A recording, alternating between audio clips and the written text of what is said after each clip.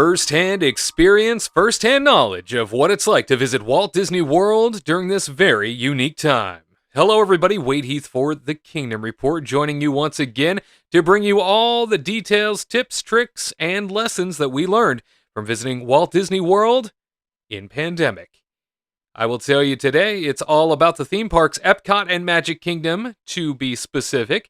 And make sure that if you haven't done so already, that you are subscribed to our content with that notification bell turned on so that you never miss a moment of the action. And if you like what you see here, hit that thumbs up button for us, please. Not only does it help the video perform a little bit better, it also helps us realize we are on the right track when providing you with the content that you deserve. This, of course, is our installment series, much larger already, where we've visited Walt Disney World a month after it officially opened back in August, and now through the holiday season, sharing with you exactly what we experienced so that we can provide you some context along the way so that you might plan for your family a little bit better.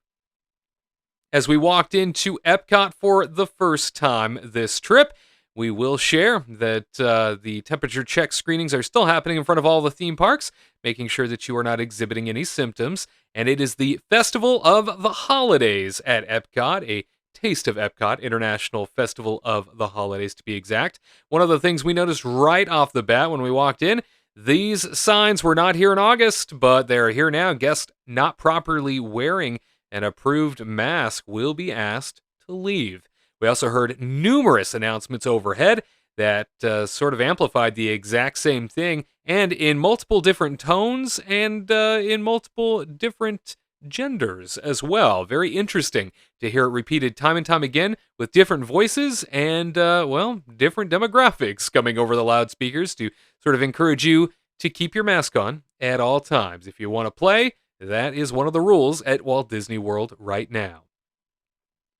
With added capacity to the theme park experience, one of the first things that we noticed just passing that sign up front here at Spaceship Earth, one of the foremost attractions, the big golf ball, if you will, for Epcot, we noticed a huge line out front, and the standby wait time was quoted at 40 minutes. Now, reminder, the standby waits are all distanced to ensure that everybody is being as safe as possible, so there are 6-foot markers on the ground to follow. This is, of course, nothing new. We experienced this back in August. However, there is some additional capacity that has been let into the theme parks as of this time. I will tell you that the 40-minute quote, completely ridiculous. It was not true at all. In fact, we were walking into Spaceship Earth and boarding our vehicle within 11 minutes. So the 40 minutes out front, that was something we would go on to see time and time again at attractions throughout Walt Disney World, where the time quoted was much higher than what you would actually experience. Therefore, you shouldn't be deterred by big crowds out front. Everybody's spaced out 6 feet apart, so of course, it's going to look more chaotic than it is. In the end, though, not so bad. Not so bad at all. Lots of construction still going on at the front of Epcot when you walk in, so something to keep in mind, especially around that center fountain that they've just installed right in front of Spaceship Earth.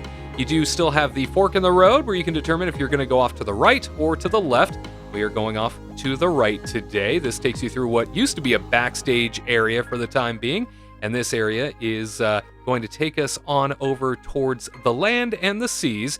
But we want to remind you that with the Festival of the Holidays in full swing, lots of goodies to enjoy, lots of food to eat, lots of things to experience. This was also something that we wanted to see for ourselves, how Disney was going to handle the added capacity that they decided to let in. On top of that, a food festival during what is traditionally the busiest time of year for them. The holidays are typically the most wild times of the year for Disney parks, but with that capacity capped, even though they've let a few more people in than they did back in August, it is definitely something to see, and that was something that we wanted to experience for ourselves so that we could speak to it and fill you in on exactly what's going on out on the East Coast.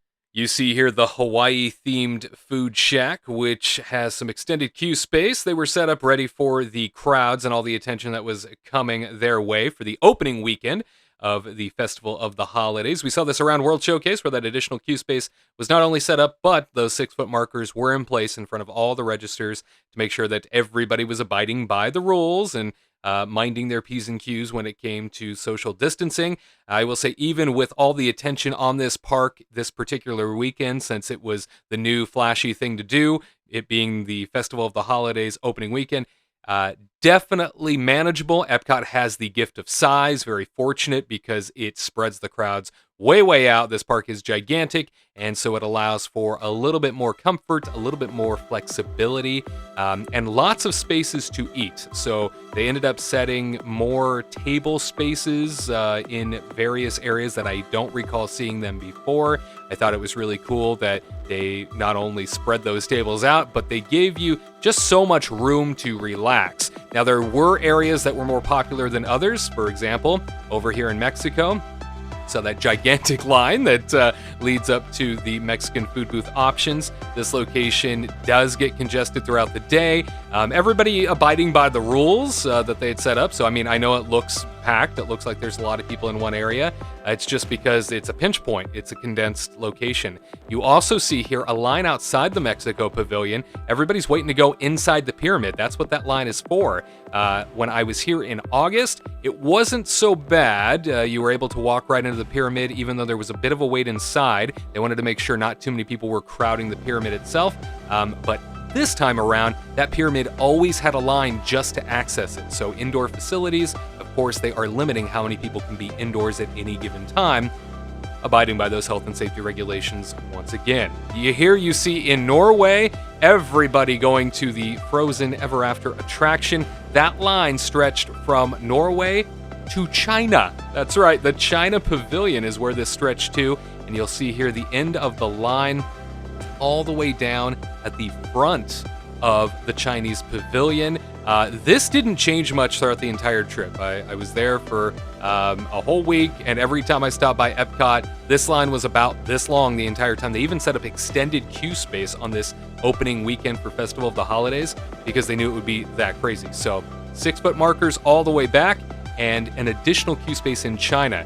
I don't want to ride Frozen Ever After that much, but a lot of people do, and so they make it a part of their trip. The further you go around World Showcase, the different pavilions and the different areas certainly have unique setups and a lot more ability to be in an environment that doesn't necessarily have a lot of clustering, a lot of pinch points. There are sections within the park that do have that, but then there are also locations that do not. The American Adventure Pavilion is one of those places that has a lot of open space. And one of the nice things that we noticed is that back on the American Gardens stage is finally some entertainment that we get to enjoy for the holiday season. Now, they are Epcot acts such as the Mariachi Cobre and the Voices of Liberty. It's very, very refreshing to be able to see these acts take the stage once again, and in an environment where entertainment has really been reduced across all the theme parks right now. It was so cool to be able to see all of them sort of return in this capacity, take the grand stage, and it was in the outdoor theater, so you could space out as much as you wanted to, and each bench that they have here in front of the stage, all of those were completely distanced with markers on each bench, so you knew exactly where to sit and where you were able to go.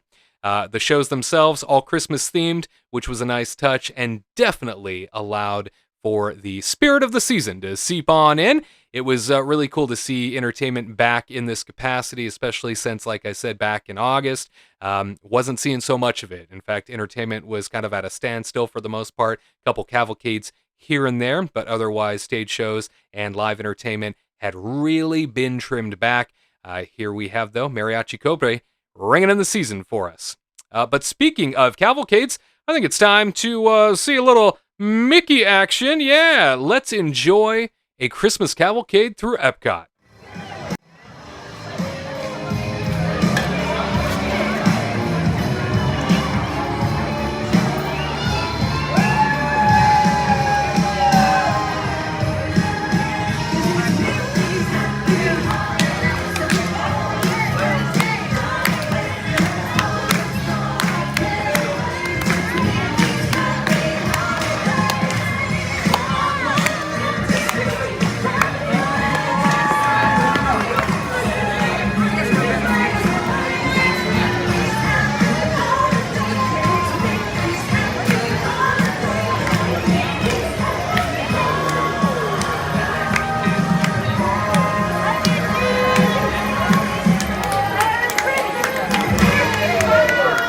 Nothing like seeing Mickey and the gang celebrating Christmas through Epcot. Just a reminder, too, those are completely unscheduled appearances. So those cavalcades, not scheduled. You don't know when they're coming. They just sort of show up, which to me makes them even a bit more magical.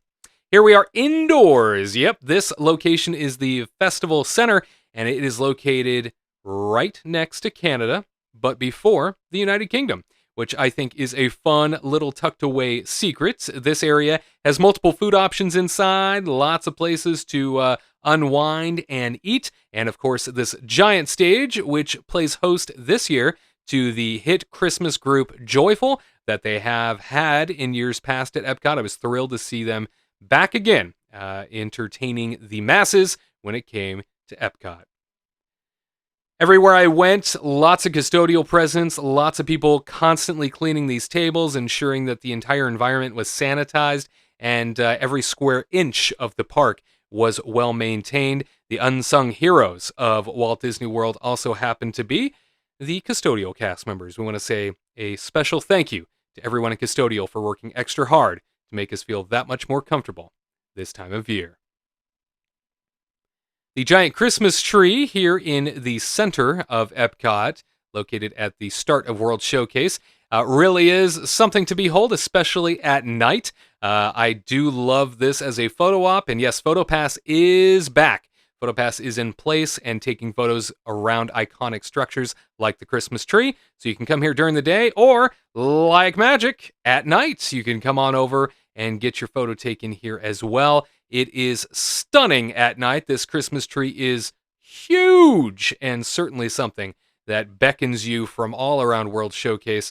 A beautiful display, to say the least, and definitely helped get everybody in the Christmas mood. Epcot, a truly spectacular park during the holidays. We do miss the sort of story times that came along with each pavilion during the Festival of the Holidays, but understand that right now, that just can't be helped, and we can't wait until next year when they return. Fast forward a day, and here we are at the dock of Disney's Wilderness Lodge Resort. Yeah, Disney's Wilderness Lodge, located in the Magic Kingdom loop of resorts, has its own dock out here, on Bay Lake. This area is where you can board a water taxi, a friendship boat, if you will, and this will take you on over to the Magic Kingdom. This was something that I didn't have an opportunity to do back in August, and so I wanted to see, since they had the boats up and running, exactly how they were managing it, given the fact that we are in a pandemic. One thing that I thought was cool was, just like the bus rides around the resort, the drivers, or should I say the skippers of these buses, of these boats, they are now requiring you to sort of designate how many people are about to get on board, and then they tell you specifically where you need to go sit, and they space everybody out in the process. They keep the windows open the entire time, so if you're sitting inside, a little bit of comfort level comes with that as well. In a matter of minutes, here we are, sailing into the most picturesque sight you could see. Oh, the Magic Kingdom in the holiday season. Nothing like it, and I was so glad to be back. Here, this area, this specific area, the specific corridor, was all under construction back in August. They added an additional boat dock, which I thought was so cool. And so now there are multiple boat docks just in front of the Magic Kingdom to really help distribute all of the crowds and ensure that they are going to the right places without overcrowding the entire front of the park. Also, something new are the additional signs that have been added to the front of the park and the entrance area. Of course, the face coverings are to be worn at all times, and sort of the warnings of COVID-19, as well as the health and safety notice of everything you should be considering before entering the theme parks. They make it very clear, very much in front of your face everywhere you go. And of course, the announcements are playing overhead like crazy here too. So you're hearing them multiple times, all over the place, even inside, even when you are in attractions and dining locations, you're still hearing the announcements. And they are continuing to warn you, no matter what, that if you choose not to comply, they're going to ask you to leave.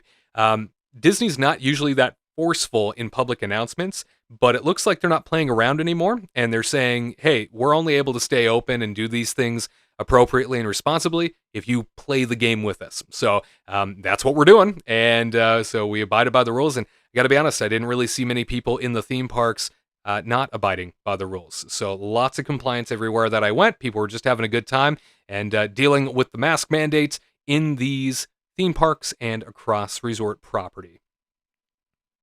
Inside town square at the Magic Kingdom, it is absolutely the most wonderful time of the year. Christmas is here, and oh my gosh, would you look at that Christmas tree. From the Epcot Christmas tree to the Magic Kingdom Christmas tree, there is nothing like experiencing this time of year at the most magical place on earth. Truly a gem to behold, and even in this unique time where we're dealing with all of these health issues and all of these safety concerns, Walt Disney World really does help captivate you and take you away to a much easier, safer, more gentle place.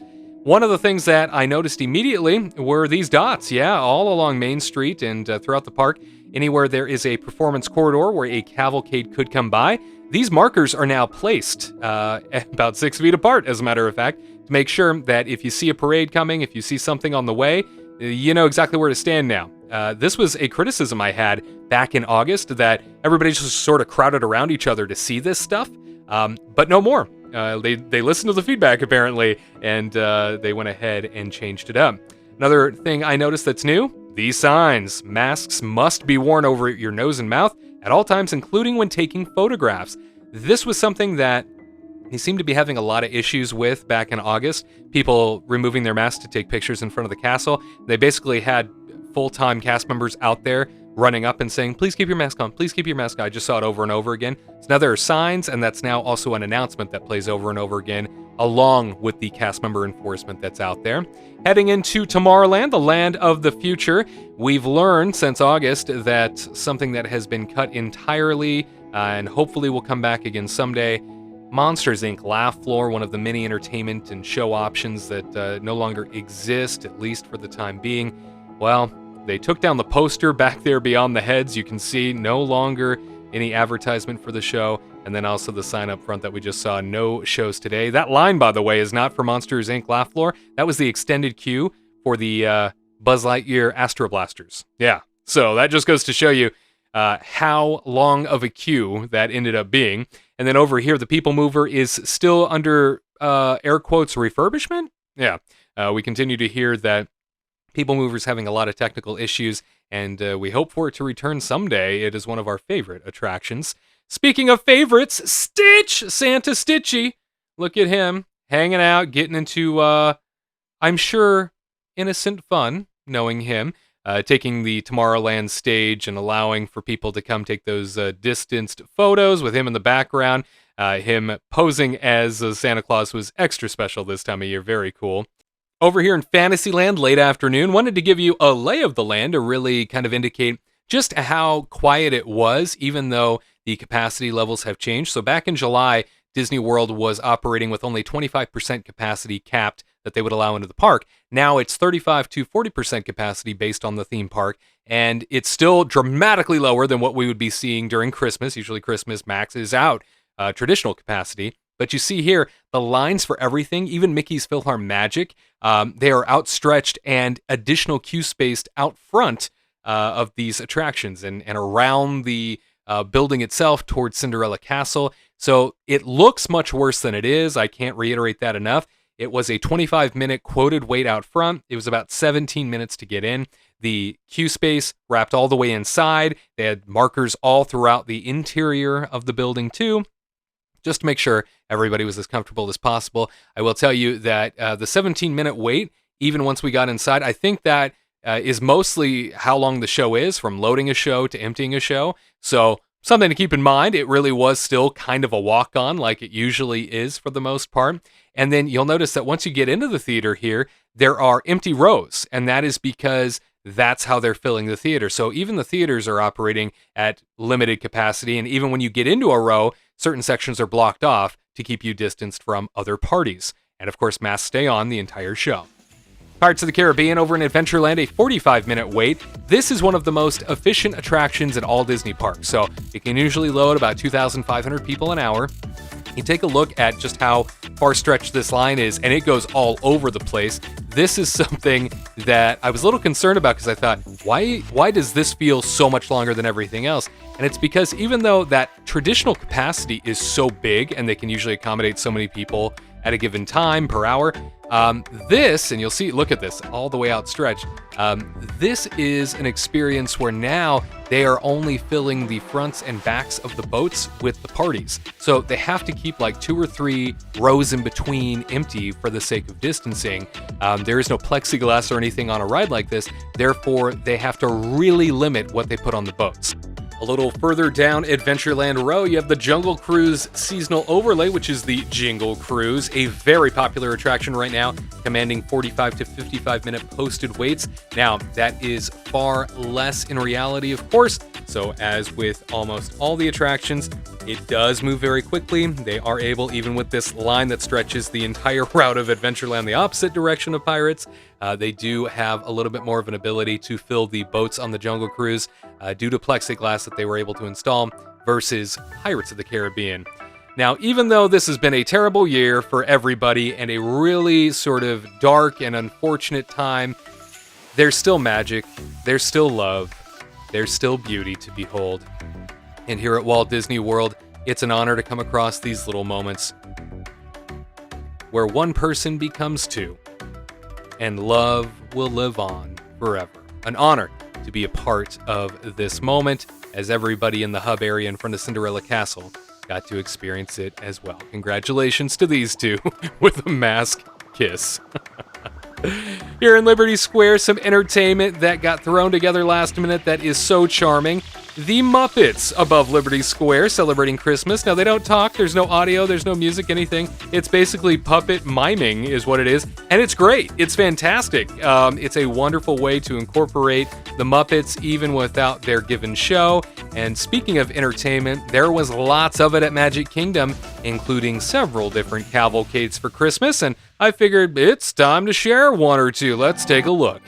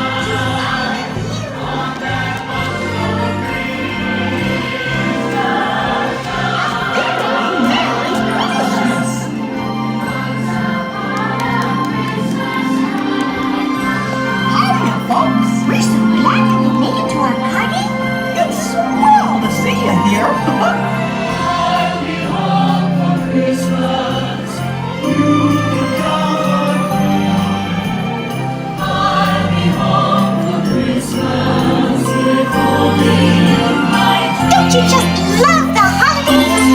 I sure do. It's my favorite time of year. You can't beat Home Sweet Home for the holidays.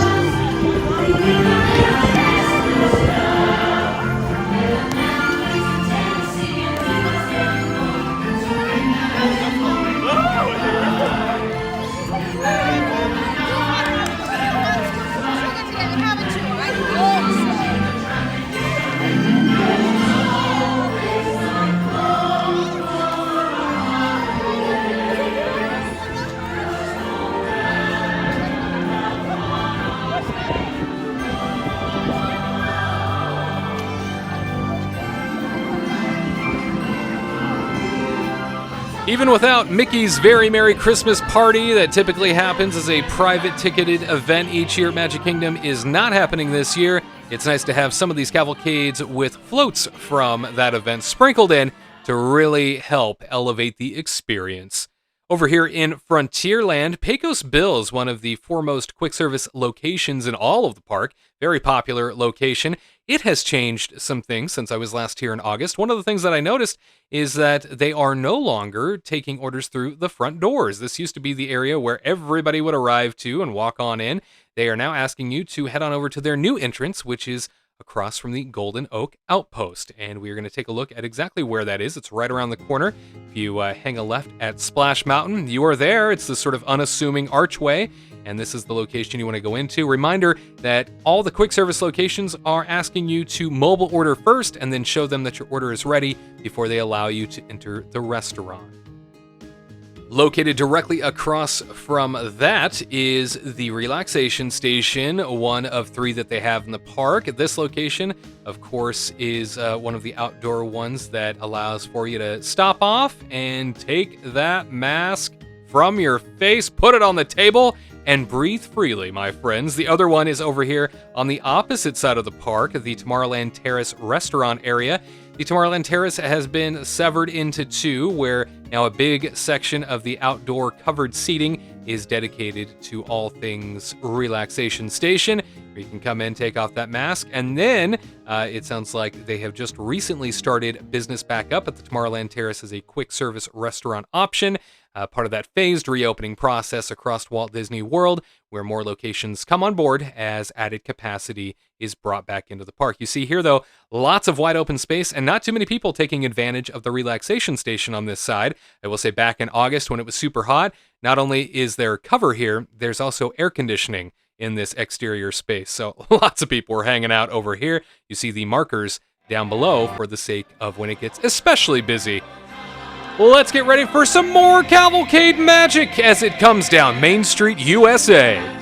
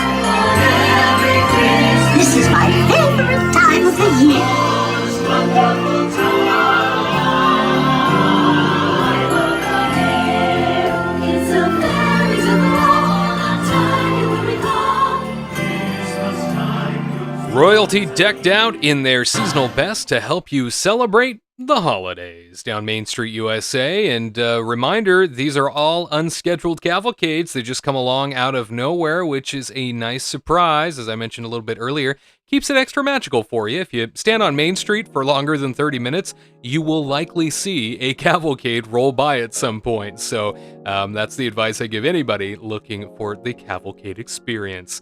Now, heading back behind us here, just tucked away off to the side of Main Street, the Crystal Palace restaurant, a location typically designed for character dining with Winnie the Pooh and his friends, has been shut down since Walt Disney World returned back in July. However, it is reopening as a family-style restaurant, all the food brought to your table, and you sit at socially distanced tables with all you can eat goodness coming your way. I will tell you that Walt Disney World's Magic Kingdom has done a fantastic job really spacing out the crowds and helping you feel like you are in another place during this time of year where it's extra special to visit Walt Disney World. It should feel even more warm and inviting, and I think they nailed it. I think they did a great job. With that comes this added extra bit of magic, and that is fireworks returned for the season. Now, not your typical spectacular fireworks, but firework bursts, low-level fireworks that come off the castle during the projection phase of the castle at night. So these transitions happen between one projection to another, and when those occur, these small firework bursts get let off to sort of signify that, yeah, you are in the Magic Kingdom. You deserve a little bit of pyro. So really cool to see fireworks return, even if it is in a very limited capacity. Characters, of course, on town squares, train station, top platform all day long. It's something you get to check out and enjoy, and Mickey, Minnie, and the gang are there to wave goodnight to you as you exit the Magic Kingdom. Of course, this series is dedicated to helping you decide whether or not a Walt Disney World trip is right for you at this time. So we cover a couple of things. Is it safe and is it comfortable? I'll tell you, from a safety standpoint, even with the added capacity to 35 to 40% between these theme parks, it is still very doable, and Disney is managing things extremely well. The enforcement has been increased in both parks. I'm seeing noticeably more of those yellow shirt people that they have enforcing the rules, and the public spaces between both parks were cleaned constantly. Everywhere I went, every nook and cranny, there were custodial teams tackling every square inch of the property, making sure you felt as good as possible and as safe as they can make it. From a comfort standpoint, compliance is still very impressive across Walt Disney World property. Everybody's playing by the rules, and they know that in order to stick around, they got to do it. And this is only going to be something that we have to do for a certain amount of time, so everybody seems to be okay with it. The phased reopening of facilities definitely helps as they add capacity. They are opening up more restaurants, more public spaces to sort of absorb those crowds, so that's cool. And cast members have been beyond accommodating between both parks. The cream of the crop is working at Walt Disney World at the moment. They are grateful to be there, and I gotta say, from a guest standpoint, we are grateful to have cast members to bring a little bit more magic into our lives right now. Now, is it worth it? I'll tell you that if you have very young kids, I'd say probably under 6 years old, this probably is not worth it at the moment, mainly because kids are spending more time being confused in these parks than anything else I'm noticing. They don't understand why they can't meet characters in person. They don't understand why they can't do certain things, why certain things are off limits at the moment, and it just sort of adds to their frustration level, whereas older kids, teens, and even adults seem to be having a great time and really just going for the ride experience for the most part. Those cavalcades they enjoy from a distance, and that's about it. So I would say very young kids probably aren't going to get the most out of the experience as they typically would. Seasonal entertainment and options for the holidays, the Christmas time shows are pretty cool. The cavalcades sprinkled in with that holiday magic is exceptional, and crowds are still reduced, so you're still enjoying theme parks with far less people in them, even with those exterior lines zigzagging everywhere for the sake of social distancing. The wait times in general, very minimal by comparison, especially if you were to compare last year to this year at the same time. Oh my gosh, those wait times would be through the roof. So right now, still a very good time to visit. Hey, make sure you're subscribed to us so you never miss an update, and hit that notification bell and the big thumbs up. Give us a big like if you enjoyed what you saw here. As a reminder, the travel experience to Walt Disney World for the holidays, as well as our stay at Disney's Coronado Springs, that's live right now, so you can check that out if you haven't already. And of course, all of our dining reviews in pandemic are also on this playlist. Hey, before we head out, just want to leave you with something very special, a little bit of Santa Claus coming to town. For the Kingdom Report, I'm Wade Heath. Merry Christmas, happy holidays, and we will see you very soon.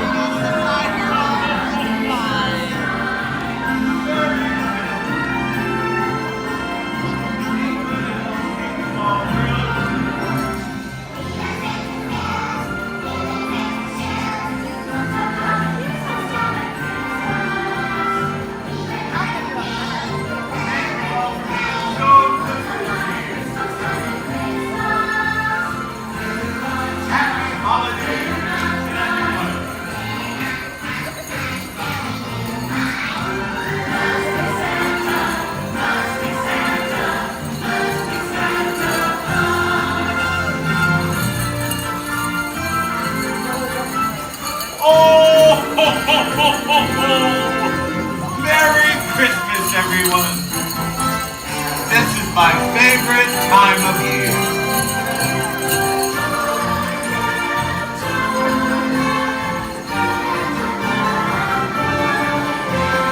May all your Christmas dreams come true.